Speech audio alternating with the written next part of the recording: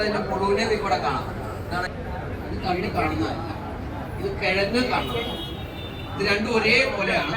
ചെറിയ മാണവണ്ട് അഥവാ കരിക്കൽ കേട് എന്നാ പറയാം ഉണ്ടാക്കുന്ന ചൂടാണ്. ഇതിന് 2 കൊല്ലം കഴിഞ്ഞ് വന്ന കൃഷിക്കാർ പിന്നില്ല. ലക്ഷണങ്ങളൊന്നും നോക്കാം. വന്നു കഴിഞ്ഞാൽ ഇതുപോലെ ആരോഗ്യമില്ലാത്ത വാഴയായിട്ട് ചിലപ്പോൾ തൂമ്പ് തിന്നു പോകുകയും ചെയ്യും. പലയോടടുപ്പിച്ച് തൂമ്പ് നിൽക്കുന്നതാണ്.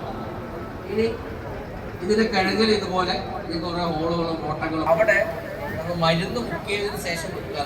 ഈ തൊലി ചെത്തിക്കളയുമ്പോൾ ശ്രദ്ധിക്കേണ്ട ഒരു കാര്യം, പഴയതൊന്നുമല്ല, അവിടെയുള്ള വേരുകളൊന്നും നമുക്ക് വേണ്ട. കോലകളൊന്നും അടുത്ത തെങ്ങോലകൾക്ക് അവർക്ക് പോകാൻ ഈസിയാണ്. മറ്റേത് ഇത്ര ഉയരത്തിലേക്ക് അവർക്ക് പോകാൻ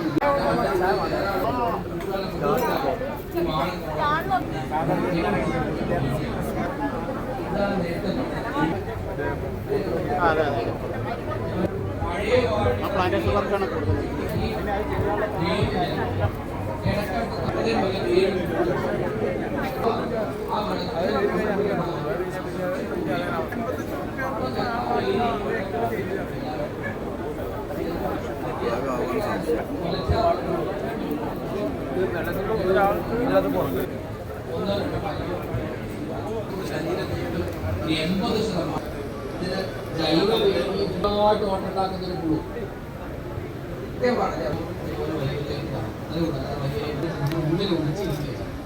രാത്രി ആവശ്യമല്ല.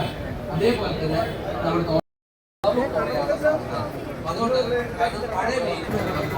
കർഷകർ എന്നുള്ളതാണ് യാഥാർത്ഥ്യം.